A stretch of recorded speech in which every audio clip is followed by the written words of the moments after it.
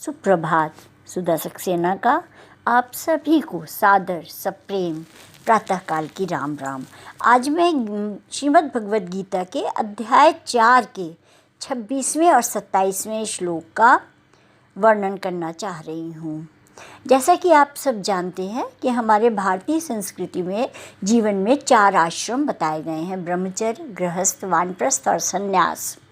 इस तरह से अगर हम देखें तो एक तो वो लोग हैं जो अपने मन को नियंत्रित करके भौतिक सुखों को त्याग करके ईश्वर की आराधना करते हैं, लेकिन हमारे यहाँ कहा गया है कि गृहस्थ आश्रम में रह करके भी हम आध्यात्मिक उपचार कर सकते हैं और ईश्वर के करीब जा सकते हैं। 26वें श्लोक को सुनिएगा। श्रोत्रादीनि इंद्रियाणि अनन्ये संयमाग्निषु जुह्नति शब्दात् अन्विषयान्यान्य इंद्रियाग्निषु जुह्नाति। अर्थात इनमें से कुछ श्रवणादि क्रियाओं तथा इंद्रियों को मन के नियंत्रण रूपी अग्नि में स्वाहा कर देते हैं, तो दूसरे लोग माने गृहस्थ लोग इंद्रिय विषयों को इंद्रियों की अग्नि में स्वाहा कर देते हैं।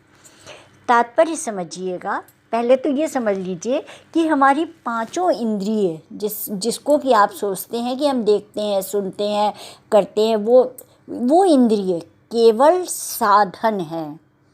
जो ग्रहण करने की क्षमता है वो उसके पीछे मस्तिष्क में तरंगे होती हैं, जिसके द्वारा कि हम उन चीज़ों को सुनते, कहते, देखते या जो 5 इंद्रियां हैं उसके कार्य करते हैं। ये आप सब जानती हैं। तो आज इस पे थोड़ी सी चर्चा करते हैं। मानव जीवन के 4 आश्रमों के सदस्य ब्रह्मचारी, गृहस्थ, वानप्रस्थ तथा सन्यासी पूर्ण योगी बनने के निमित्त हैं, पूर्ण योगी बन सकते हैं, ऐसा गीता में कहा गया। मानव जीवन पशुओं की भांति इंद्रिय तृप्ति के लिए नहीं बना है, बल्कि मानव जीवन के 4 आश्रम इस प्रकार से व्यवस्थित हैं कि मनुष्य आध्यात्मिक जीवन में पूर्णता प्राप्त कर सके। ब्रह्मचारी या शिष्यगण प्रामाणिक गुरु की देखरेख में इंद्रिय तृप्त से दूर रहकर मन को वश में कर सकते हैं। जैसे कि शुद्ध ब्रह्मचारी सदैव हरि का कीर्तन करता है और भगवान के यश कीर्तन तथा श्रवण में लगा रहता है, तो होता यह है कि वह सांसारिक शब्द ध्वनियों से दूर रहता है। उसकी श्रवणेंद्रियां हरे कृष्ण की आध्यात्मिक ध्वनि को सुनने में लगी रहती है। लेकिन दूसरी ओर जो गृहस्थ है वह भी इंद्रिय तृप्ति की सीमित छूट है। बड़े ही संयम से जो गृहस्थ इन कामों को पूरा करते हैं, वो काम क्या है? जैसे यौन जीवन, मादक द्रव्य सेवन और मांसाहार मानव समाज की सामान्य प्रवृत्तियां हैं। किंतु संयमित गृहस्थ जो है वो कभी भी इंद्रिय तृप्ति के कार्यों में अनियंत्रित रूप से प्रवृत्त नहीं होता है। बात समझिएगा कि जो सही ढंग से गृहस्थी जीवन बिताता है वो नियंत्रित ढंग से तो प्रवृत्त होता है, लेकिन अनियंत्रित ढंग से प्रवृत्त नहीं होता है। और इसी उद्देश्य से प्रत्येक सभ्य मानव समाज में धर्म विवाह का प्रचलन है। यह संयमित अनासक्त यौन जीवन भी एक प्रकार का यज्ञ है, क्योंकि संयमित गृहस्थ उच्चतर दिव्य जीवन के लिए अपनी इंद्रिय तृप्ति की प्रवृत्ति की आहुति कर देता है। मतलब समझिएगा, धर्म विवाह क्या है? जब 2 परिवार, देखिए विवाह जो है वो एक संस्था है। संस्था का मतलब ये है कि विवाह हमें समाज को बढ़ाने के लिए, इस सृष्टि को बढ़ाने के लिए, अपने वंश को बढ़ाने के लिए विवाह जरूरी है। और हमारे यहाँ, अपने यहाँ क्या था कि माता पिता परिवारों की रुचि से, परिवारों के सामंजस्य से या परिवारों की सहमति से पुत्र और पुत्री विवाह करते थे। ऐसे में उनका उद्देश्य होता था एक स्वस्थ और सशक्त बालक बालिका को जन्म देना या अगली पीढ़ी को सशक्त बनाना।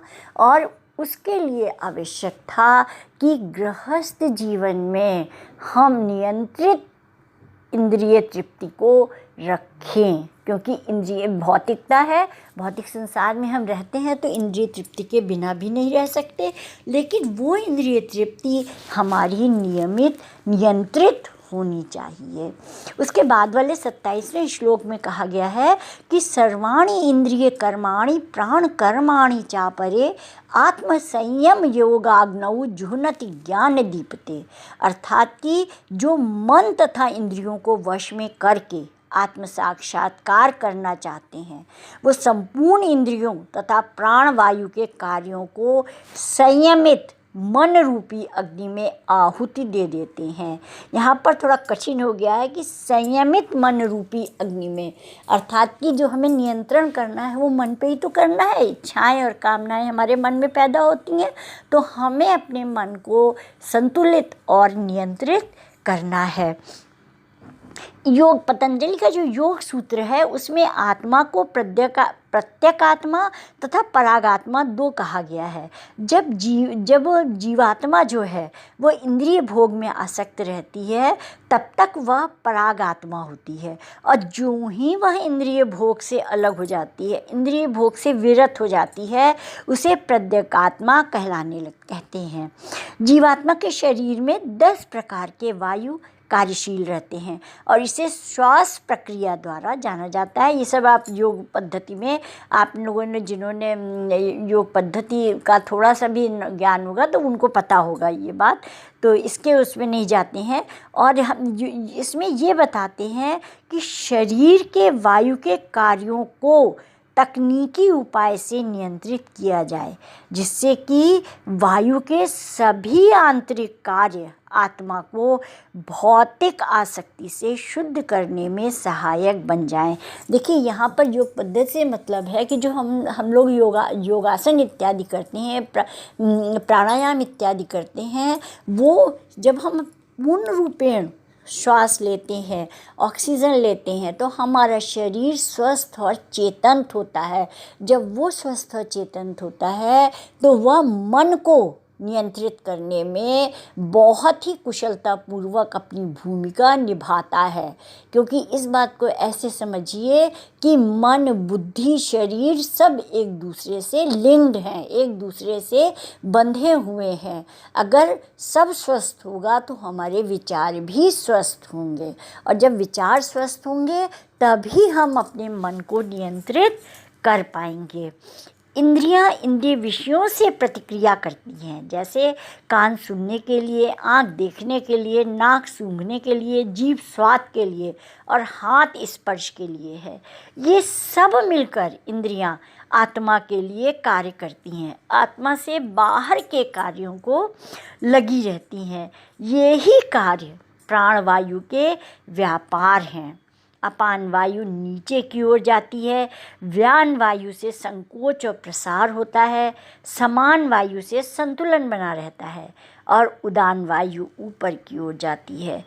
जब मनुष्य प्रबुद्ध हो जाता है तो वह इन सभी वायुओं की आत्म साक्षात्कार की खोज में लग जाता है। तात्पर्य ये है, इस सब का एक तात्पर्य ये है कि हमें अपनी श्वास प्रक्रिया भी बेहतर बनानी होगी और निरंतर अभ्यास करना होगा कि हम पूर्ण रूपेण अपने शरीर को ऑक्सीजन दे सकें, अपने पूरे शरीर को स्वस्थ बना सकें और इंद्रियों को इस प्रकार से नियंत्रित कर सकें। यदि हम गौर करें तो श्रीमद् भगवद गीता में बहुत छोटी छोटी बातों के माध्यम से बहुत सारे नियम और कायदे बता दिए गए कि हम किस प्रकार से स्वयं को स्वस्थ रख सकते हैं और ईश्वर के करीब जा सकते हैं। आज थोड़ा लंबा हो गया है, आज इतने